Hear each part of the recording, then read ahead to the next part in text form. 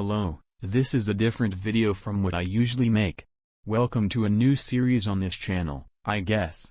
Today we are reviewing the Skin Stealer Catalogue Volume 1, and what is the Skin Stealer Catalogue, you may ask?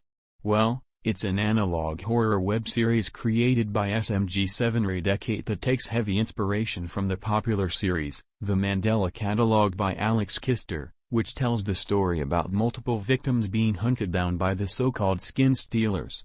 So without further ado, let's jump into the Skin Stealer Catalogue Volume 1. The video starts with a PSA, which I can barely make out what the fuck is the person in the PSA is saying. This is an emergency. Skin Stealer are getting worse and worse. Something about people going missing and staying indoors with a firearm.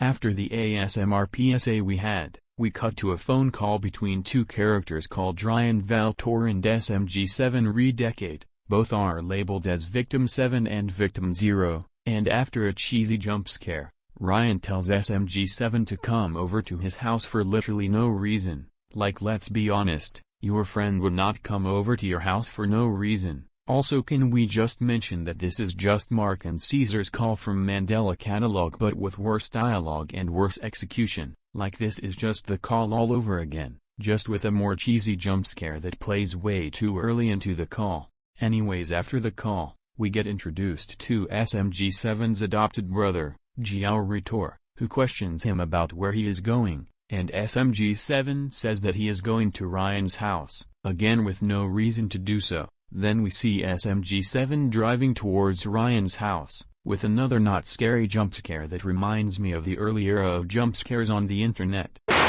SMG7 questions what the fuck was even that, and goes about his day normally. Oh yeah, I definitely wouldn't have a jump scare popping in, blurring my vision and making my car crash in the process. Am I right, fellas? Oh brother, this guy stinks! Anyway, after that jump scare that could have caused SMG7's death early, he arrives at Ryan's house, sees that the door is left open, goes upstairs, and sees that his friend got turned into an a skin stealer. Wow, very original name right here. I wonder if this series has their own equivalent of Gabriel as well. After that, SMG7 runs back to his car, driving past the speed limit, and goes back to his house to see the skin stealer, again, has followed him home. Then he decides to go to the basement to hide from the skin stealer.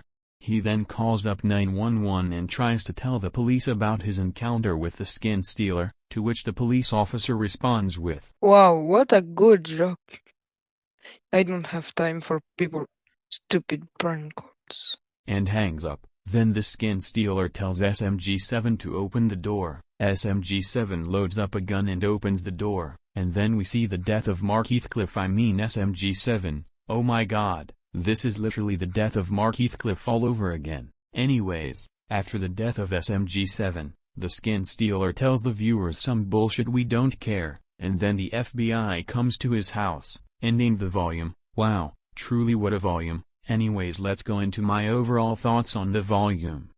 In conclusion, the Skin Stealer Catalogue is something alright. My overall issue with the volume overall, is that it takes too much from Mandela Catalogue and doesn't try to do anything original. Most notable examples being the Ryan and SMG7 call scene, and the death of SMG7. And another issue I have with it is that it doesn't use the show don't tell tactic as much as the earlier volumes of the Mandela Catalogue. And the voice acting is meh at best. The only good voice actors in the series are Immortality FNF, who is goated by the way, go check out their stuff. And overall, I will give the volume a 6 out of 10, art was nice. And if you're seeing this SMG7, here's some advice for future volumes, try to be more original with stuff, and try to import more original things into the story.